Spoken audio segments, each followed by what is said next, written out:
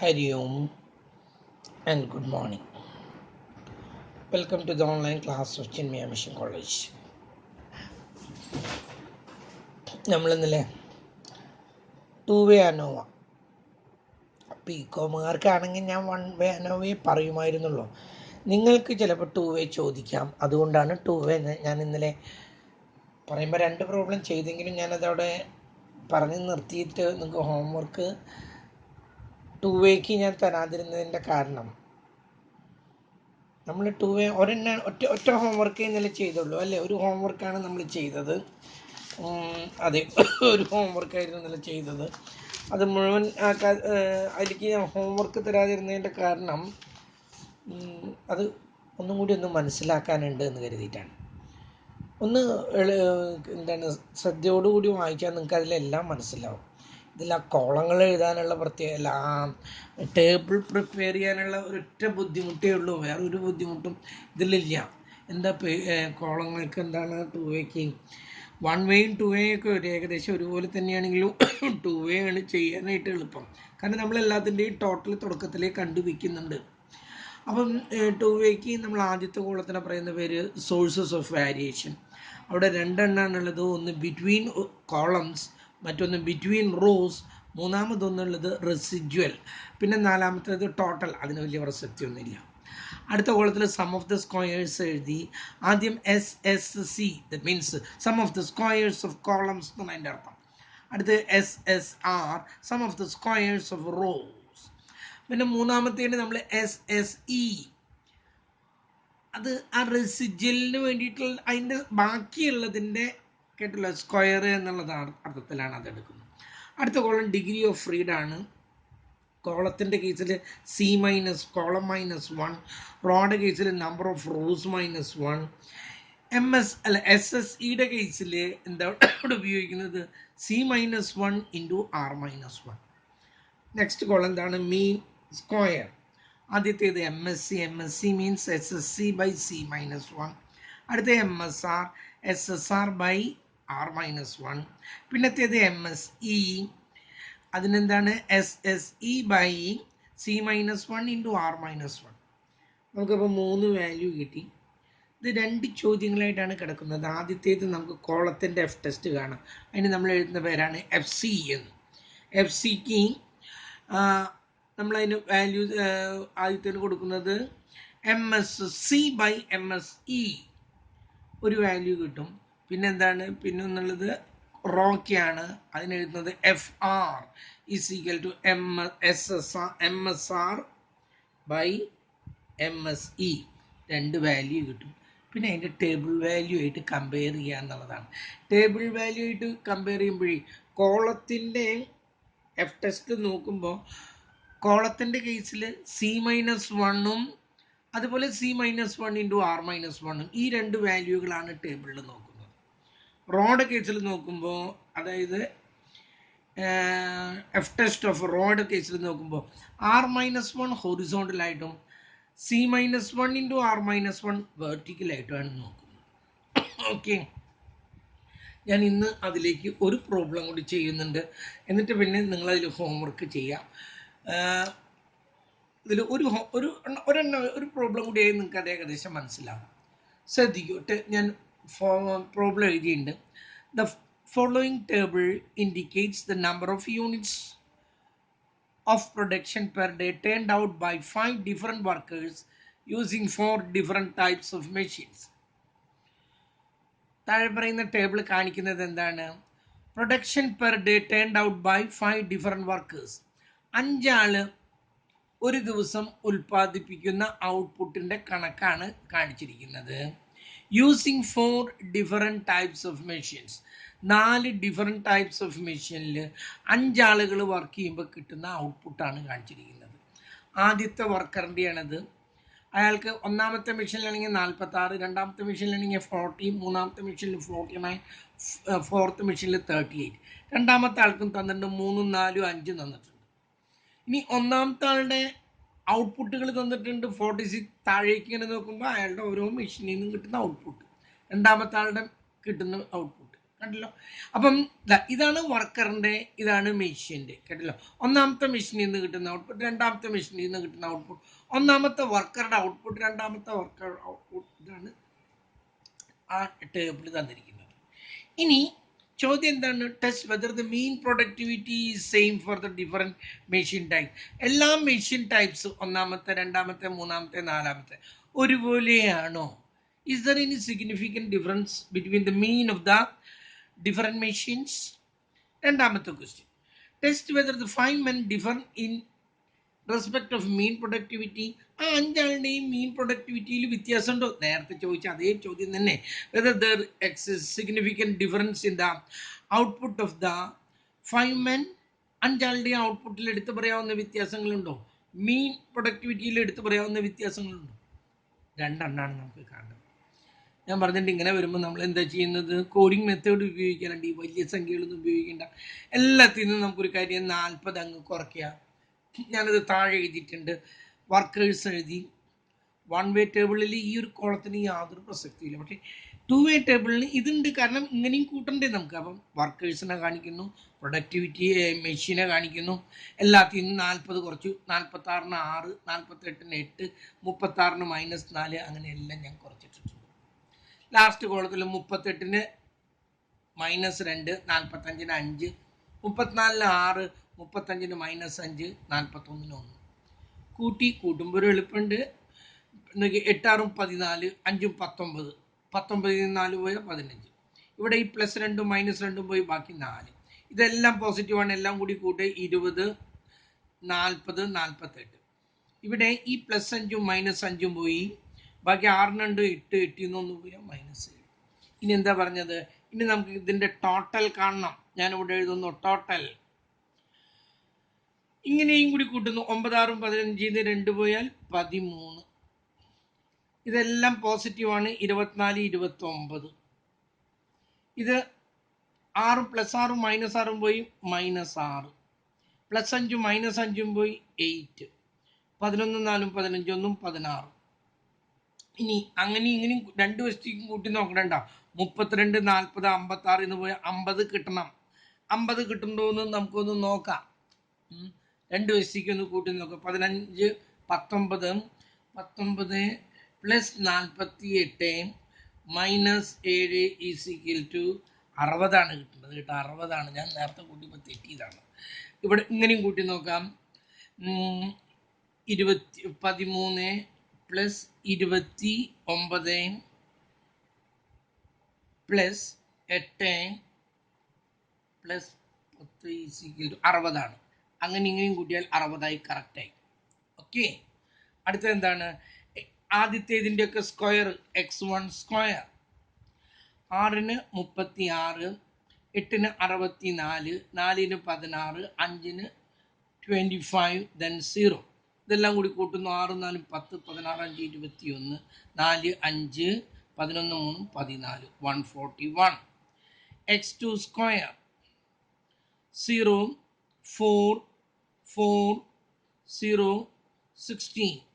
എല്ലാം കൂടി കൂട്ടുമ്പോൾ 24. അടുത്തത് x3 സ്ക്വയർ. 81 196 36 64 121. എല്ലാം കൂടി കൂട്ടുന്നു. 1 7 17 18 3 9 12 20 29. 2 3 3 4 498. അടുത്തത് x4 സ്ക്വയർ. 2-ന് 4 കാണുന്നില്ല. 5-ന് 25, 6-ന് 36, 5-ന് 25 1. 50 86 87 4 91. ഒന്ന് നോക്കട്ടെ, ഒന്ന് ചെക്ക് ചെയ്യട്ടെ കേട്ടോ. 36 64 16 25 0. 10 15 6 21 3 2 5 6 6 12 2 14. അത് ശരി. 0 4 4 0 16 20 24. 81 196 36 64 121 1 7 17 18 9, 18, 27, 2, 29, 2, 3, 1, 4 അതും ശരി. 4, 25, 36, 25, 1, 50, 86, 90, 91 അതും ശരി. അപ്പോൾ ഇനി നമുക്ക് കൂട്ടാനുള്ളത് ഇങ്ങനെയാണ്. ഇങ്ങനത്തെ ഒരു ടോട്ടലും കൂടി നമുക്ക് വേണം, കേട്ടല്ലോ. ആ ടോട്ടലും കൂടി ഒന്ന് കണ്ടുവയ്ക്കട്ടെ. 36 പ്ലസ് 0 ആണത്. 81 പ്ലസ് 4, 36, 4, 40, 81, 121 ഇങ്ങനെ 196, 200, 264, 284, 289, 16, 20, 72, 92, 50, 64,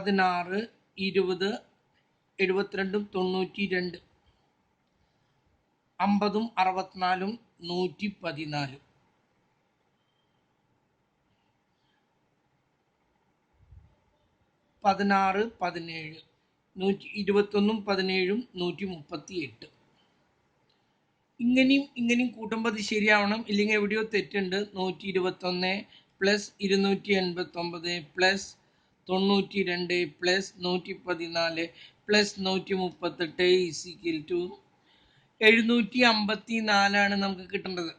ഇനി ഇങ്ങനെയൊന്ന് കൂട്ടുന്നു, തെറ്റ് വന്നിട്ടുണ്ട് എന്നുള്ളത് നോക്കട്ടെ. 141 plus 24 plus 498 plus 91 is equal to 754. ഒരു തെറ്റുമില്ല, കേട്ടല്ലോ, കറക്റ്റായി, നമുക്ക് എല്ലാം കിട്ടി. ആദ്യം നമ്മൾ എഴുതുന്നു, നോക്കൂ. H0 എന്താ പറയുന്നത്?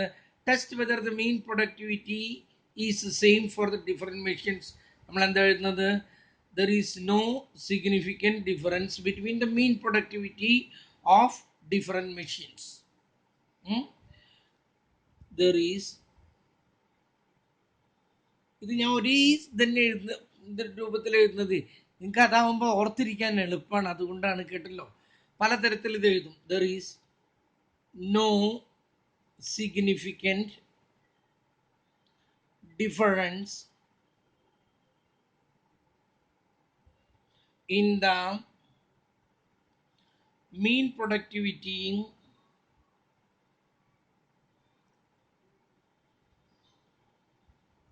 of different machines.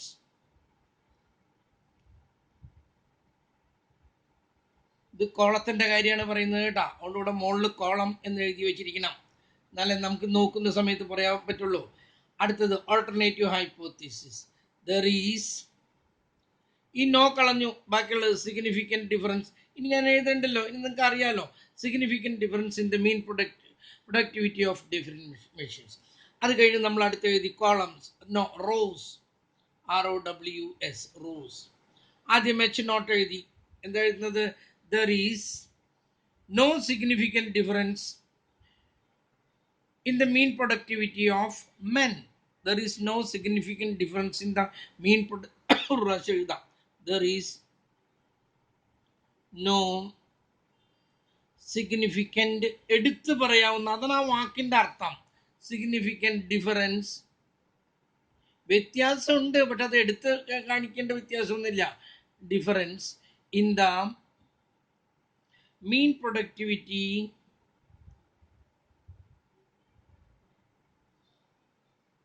of different workers. ഇതിൽ നിന്ന് തന്നെ അടുത്ത് ഉണ്ടാക്കി H1 എന്താണ്? There is significant difference. മനസ്സിലായില്ല നിങ്ങൾക്ക് എന്താ എന്നുള്ളത്? സിഗ്നിഫിക്കൻറ്റ് ഡിഫറൻസ്, അതൊക്കെയായി. നമ്മൾ ആദ്യം കാണുന്നത് എന്താണ്? T square by n is equal, T square by n is equal to, T square നമ്മൾ കണ്ടുവച്ചിട്ടുണ്ട്. എല്ലാം കൂടി കൂട്ടുമ്പോൾ എത്രയാണ് കിട്ടുന്നത്? എവിടെ കിടക്കുന്ന 60, അതെല്ലാം കണ്ടുവച്ചിട്ടുണ്ട്. അതിൻ്റെ സ്ക്വയർ എത്രയാണ്? 60ൻ്റെ സ്ക്വയർ 3600. 60, 6, 36, 20. ഓക്കെ. ബൈ n എത്ര ഉണ്ട്? ഇങ്ങനെ 5 എണ്ണം ഉണ്ട്, ഇങ്ങനെ 4 ഉണ്ട്. 5 × 4 20 എണ്ണം. 20 കൊണ്ട് ഡിവൈഡ് ചെയ്യുന്നു, 0 0 വീട്ടി എത്ര കിട്ടി?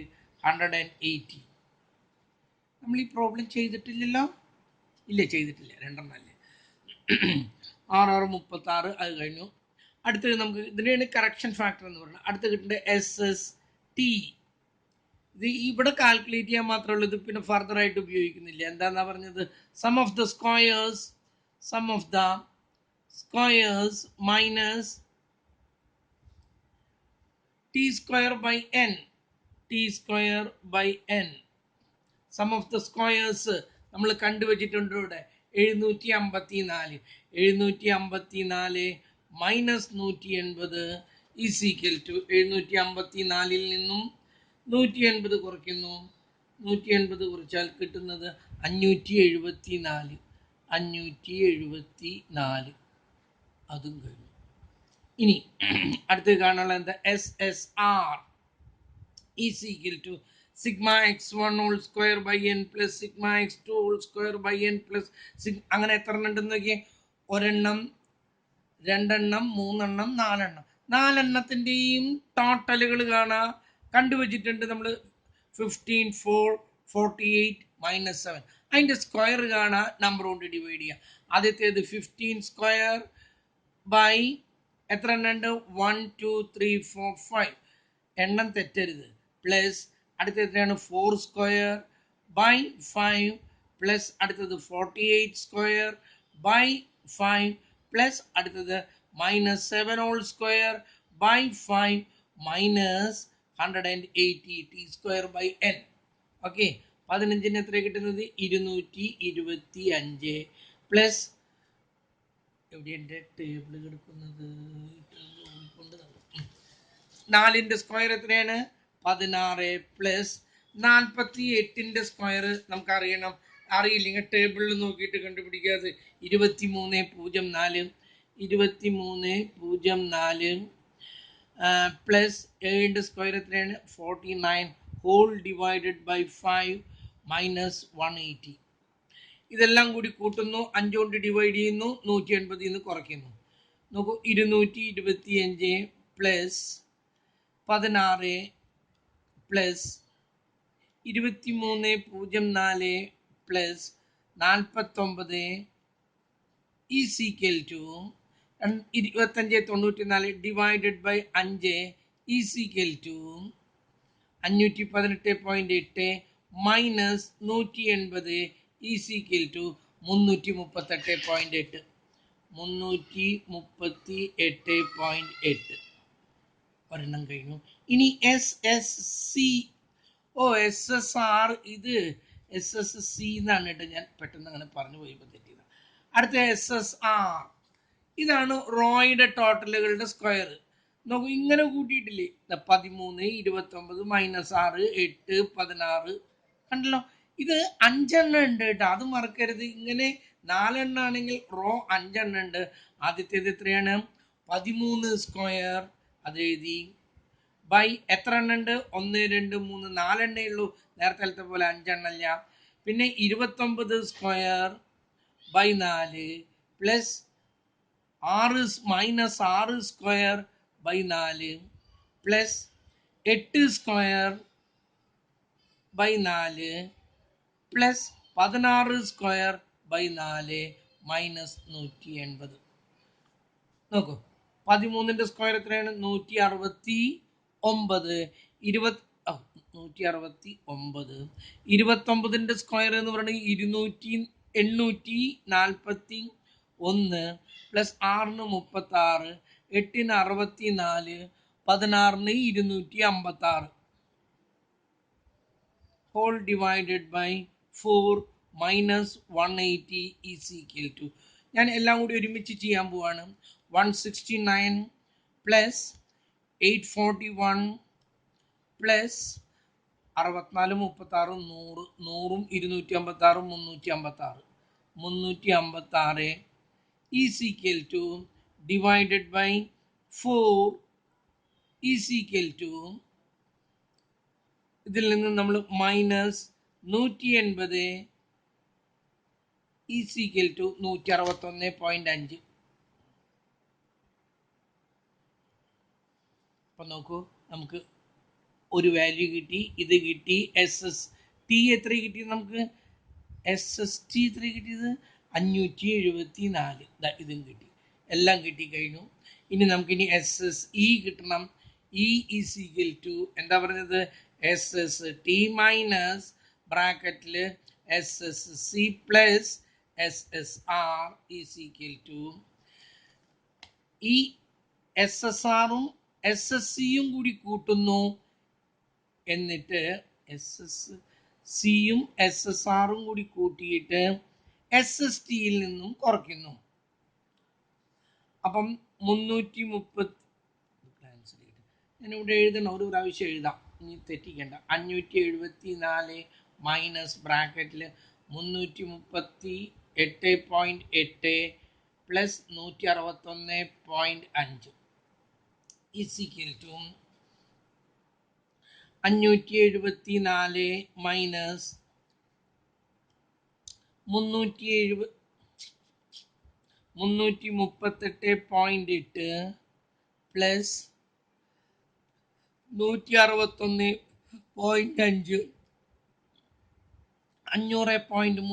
500.3 ഈസ് ഈക്വൽ ടു അത് 574 കുറയ്ക്കുന്നു, മൈനസ് 500.3 കുറയ്ക്കുമ്പോൾ കിട്ടുന്നത് 73.7. ഇതും കിട്ടി, എല്ലാ വാല്യൂസും കിട്ടി. ടേബിള് അടുത്തത് ടേബിളാണ്. ആദ്യത്തെ column sum of squares, sum of squares. അതിൻ്റെ താഴെ 2 കോളം ഉണ്ട്. എന്താ പറഞ്ഞ, ആദ്യം ബിറ്റ്വീൻ കോളംസ്, അടുത്തത് ബിറ്റ്വീൻ റോസ്, അടുത്തത് റെസിജ്വൽ ബാക്കിയുള്ളത് എന്ന അർത്ഥത്തില്, അടുത്തത് ടോട്ടൽ. അടുത്ത കോളത്തിന്റെ പേര് സം ഓഫ് സ്ക്വയേഴ്സ്. ഇതാണ് തെറ്റുന്നത്, എപ്പോഴും എനിക്ക് തെറ്റുന്നതാണ്. Sources of variation, sources of variation. അടുത്തത് സം ഓഫ് സ്ക്വയേഴ്സ്. ഇതിൽ ആദ്യത്തേത് SSC ആണ്. SSC നമ്മളിവിടെ കണ്ടുപിടിച്ച് കഴിഞ്ഞിരിക്കുന്നു. SSC കിട്ടിയത് 338.8. 338.8. SSR എത്ര കിട്ടിയിരിക്കുന്നത് 161.5. റെസിജ്വലിന് കിട്ടിയത് SSEക്ക് കിട്ടിയത് 73.7. 73.7. ഈ ടോട്ടൽ എഴുതേണ്ട കാര്യമൊന്നുമില്ല, എന്നാലും ഞാൻ അതൊന്ന് കാണിച്ചിരിക്കുന്നു എന്ന് മാത്രം. 574. ഓക്കെ. അടുത്ത കോളം എന്താണ്, ഡിഗ്രി ഓഫ് ഫ്രീഡം. ആദ്യത്തേതിന് C-1. എത്ര കോളം ഉണ്ട്, 1 2 3 4. ഇത് കോളം നല്ല കേട്ടാ, തെറ്റിദ്ധരിക്കല്ലേ. ഇതാണ് ടൈപ്പ് 1 ടൈപ്പ് 2. 4 എണ്ണം, 4 1 പോയാൽ 3. അടുത്തത് റോ. എത്ര റോ ഉണ്ട്, 1 2 3 4 5. 5 1 പോയാൽ 4. റെസിജ്വലിന് ഇത് രണ്ടും കൂടി മൾട്ടിപ്ലൈ ചെയ്തു 12. ഓക്കെ. അടുത്ത് mean square. 338 divided by 3. 338.8 divided by 3 is equal to 112.9. 112.9.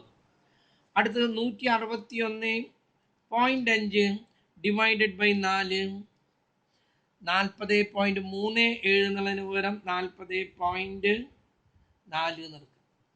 ഇത് 73.7 divided by 12 is equal to 6.14. 6.1 അത്ര മതി. അടുത്തത് F ടെസ്റ്റ്. 2 ടെസ്റ്റ് വരണം.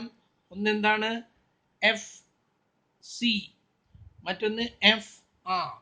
FC എന്താണ്,